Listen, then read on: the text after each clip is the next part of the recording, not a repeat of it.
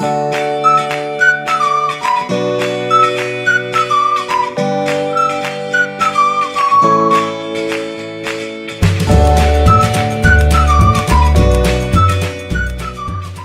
to DrawnOnwarD. I'm your host, Teresa Janzen. Today's guest is Boado, and we're talking about what it's like to be mad at God when we experience loss.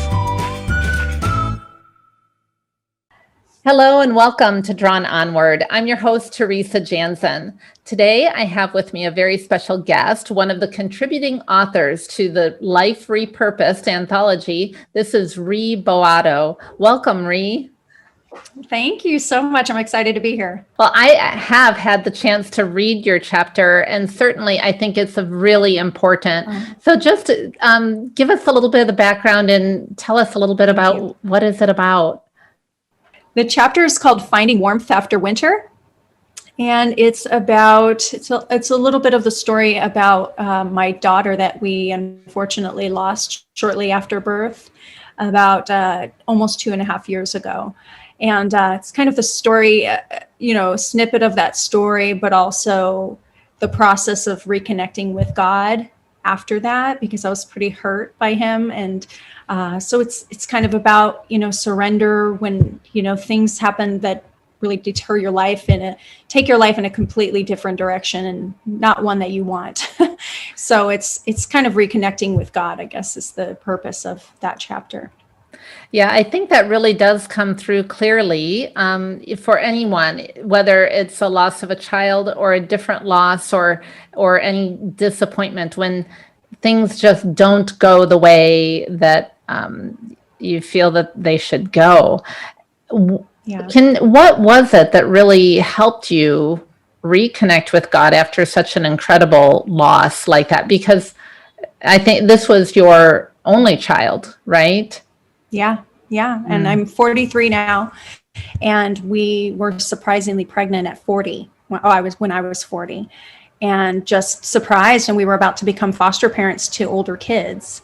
And so we were very surprised to find out we were having a baby. And then to feel like, that was honestly my first pregnancy in, at that time, 18 years. I've now been married 20 years. Our first pregnancy even. And so for it to, just surprisingly end like shortly after birth, when everything seemed completely healthy, even when she was born, everyone thought she was healthy. So it was a mysterious thing where she stopped breathing after 45 minutes. And they later did find out that her lungs were underdeveloped, was the reason. But it wasn't age related or anything like that. It was just a bizarre thing that just doesn't happen very often. It was just very strange. So of course, God, what are you doing? Why would you just suddenly get our hopes up out of nowhere for a baby? And then what could you be doing through that? And so I was very angry, and it was definitely a process of coming back to the Lord. I mean, I would say even initially, to some degree, I clung to the Lord, but I was mad at him at the same time. It was a very confused relationship at that point. And I had been through some really hard things in my life before. It wasn't like the first time tragedy had struck my life. But it was especially heartbreaking, of course. And so it was a process. I think the biggest thing is that in a certain way, I'm grateful that it didn't happen when I was like 20 years old. I'm grateful that I had more of a solid relationship with the Lord. So I had seen him transform horrible things into beautiful things. I mean, I don't even know if I want to say transform, because the heart is always kind of still there, but it's like he brings beautiful things out of it, I should say. I think that's a better way to put it. So it was definitely like a process, but God was always my best friend since I was a little girl growing up in a really dysfunctional family. So he was my best friend, and he, so I was hurt because I'm like, you're my best friend, and why did you let this happen?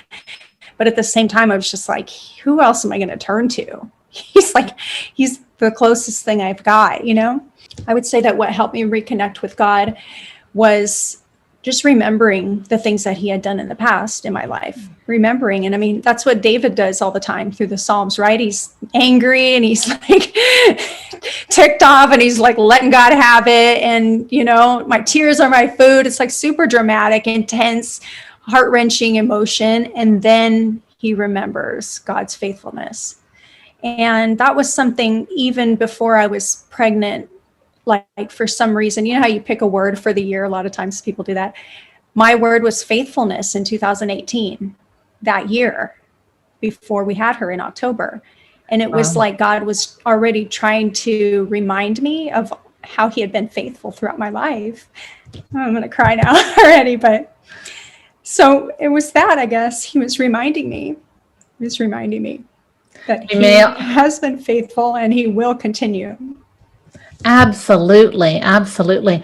I love that you have and had at that time and continue to have a relationship with God where you could be angry and need him at the same time. And that's just the kind of God he is. He's big enough to take our anger, our pain, our hurt, our confusion, and then offer back his faithfulness, his love, his comfort even.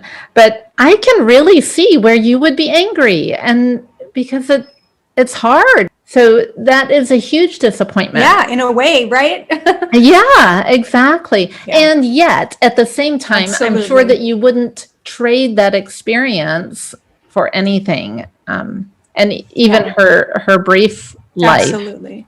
Trying to make sense out of things that don't make sense. How has that worked out for you? Oh, that's a good question. Because there's so many different ways of looking at it. And I think that when something really difficult hits, whenever it comes into any of our lives, something extremely difficult that can seem really senseless, like why did she need to die? And not that she needed to, but you go through and you kind of like dig up all your theology and like you have to sift through it all again and make sense of it. And it's such a like complete upheaval of everything you believe. And then it's like starting over. You kind of have to start over because, you can look at it as, okay, it was God's will. Like God, for some reason, chose to take her. And it's like, okay, so then you read script and you can find scriptures that seem to kind of make it seem that way. And you're like, well, God is sovereign over everything. And then so you're trying to make sense of that. So if he's sovereign, did he cause it? Or did he allow it, like Job? And what is the, how does this work? And it's still, I can't say that I know the answer. I don't think that I exactly do, but I absolutely believe that God is sovereign over it all. I personally lean towards the way of like, not so much that God caused it, but that God knew that for some reason, something biological would go wrong with her lungs. But he was already making his plans of how he was going to use that. And so he allowed that to happen. And then, but then of course, then you have the questions of, well, why does he intervene? And why do some people get miracles that are completely astounding to doctors, right? Right. So that happens all the time. And so, of course, you pray with all your might and you have faith and people are praying. And that doesn't necessarily always move the hand of God. And so there's so much confusion in all of it. And I think ultimately it comes down to like a decision that even though I don't understand God, can I trust you? And am I going to trust that one day I'll understand? But in the now, I might not fully get it, but can I trust that you're still good? That you're still going to be with me? You're going to somehow walk me through this pain and you're somehow going to bring something good out of it. Even if the pain still exists, you're going to use it. It's going to have some kind of purpose that one day maybe I can see from a high enough vantage point that it can make sense to me. Okay, here are all the little branches of what this incident did in my life and then therefore did in other people's lives somehow. So we can't see that at this moment. I think we're too close to it. But it's like I hold on to that hope that one day, the way God is like far above, it's like when you're in an airplane and you're looking down, you can see, the whole picture of the earth a little bit more, or a satellite, right? Even more so. So it's like, but we can't see that when we're literally in our little story, our little world. It's just really impossible to see what God could be weaving or working through our pain. It's hard. I love that you said that at some point in time, you just have to choose to trust that he's going to, or that he is working something good.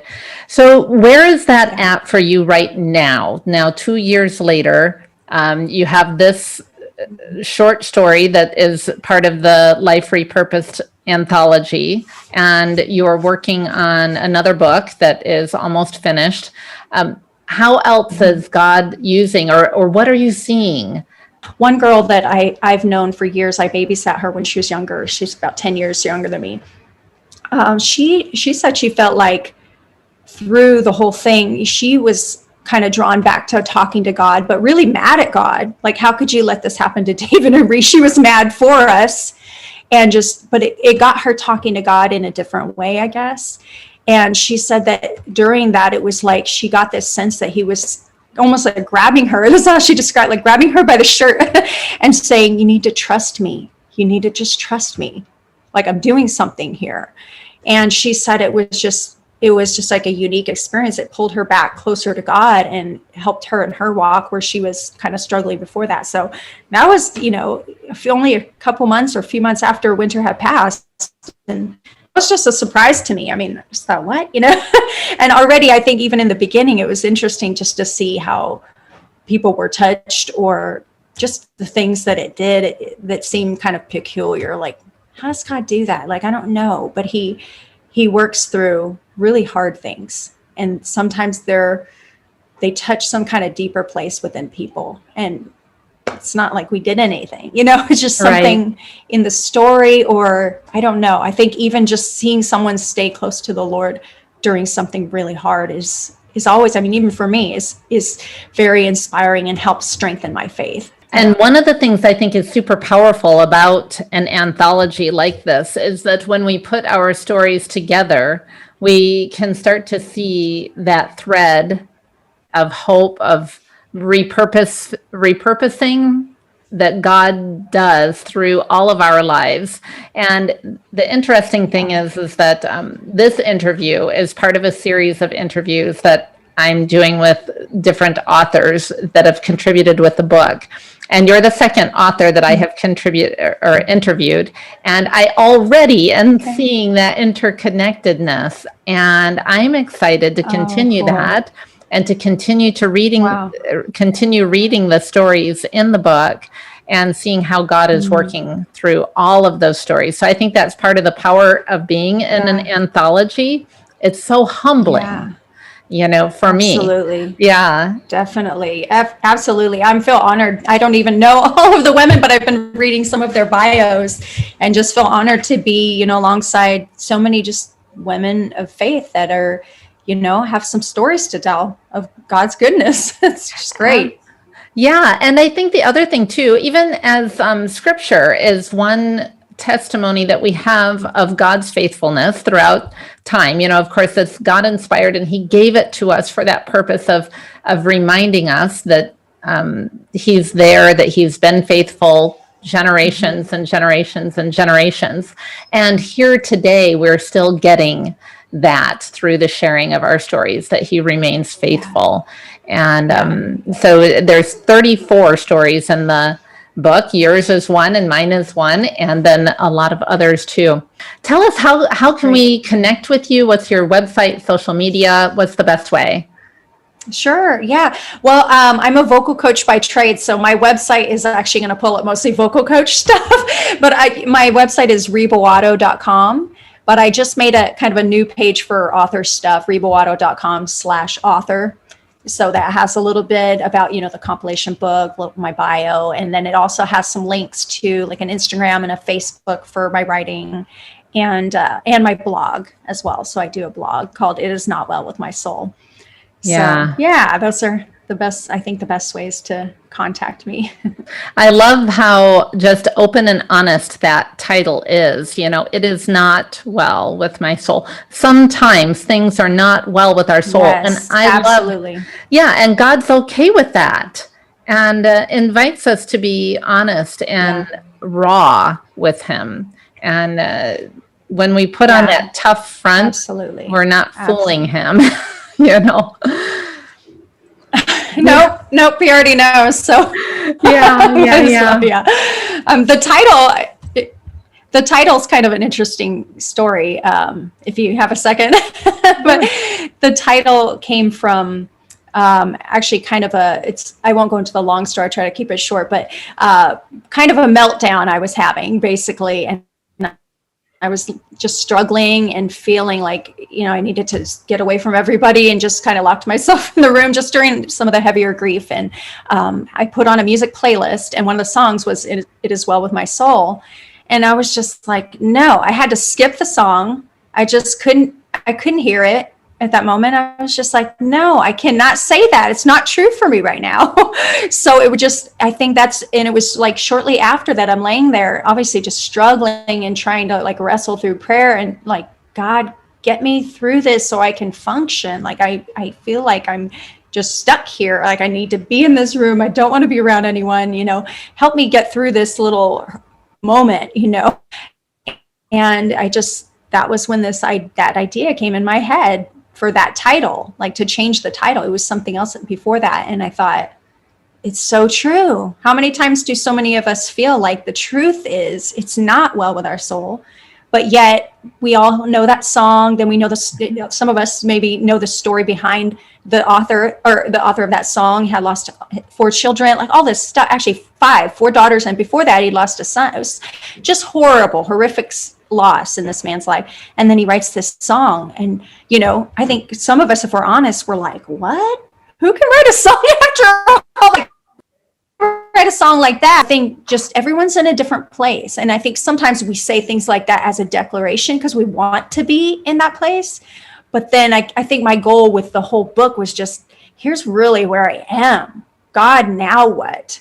But like, here's where I am. I'm angry at you. I'm trying to reconnect. Just throwing my whole heart out there is, help me, God, help me understand what you're doing through this. So that's kind of where that came from. But I love that. And yet, like you said, though, too, when you look back at God's faithfulness, at least you can come to the point at somewhere and say, okay, it's not well with my soul, but it will be. And, but you have everyone. Exactly. Absolutely. Yeah. It will be. And especially like we were saying, when you get to that higher vantage point, when you can look back in it, that might be in the next life. That might not be in this life, for all we know, that we can 100% say it's well with my soul that my child died. Right? I mean, I don't know that I can ever fully say that. I wish she was still here and I didn't have a book. Like, I'd rather have my daughter in my arms than a book. But it's like, maybe one day, I believe that one day God's going to give me more insight and understanding, and I'll be able to look back and see all the good that he did and understand, she's with him and she's safe. And yeah, one day I'll be able to say it is well with my soul.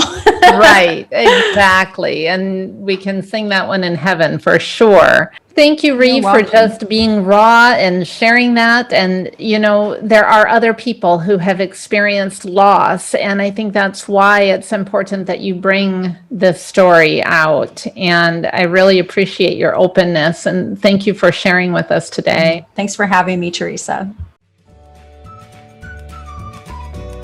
DrawnOnwarD is more than an amazing palindrome. It's a production of TeresaJanzen.com.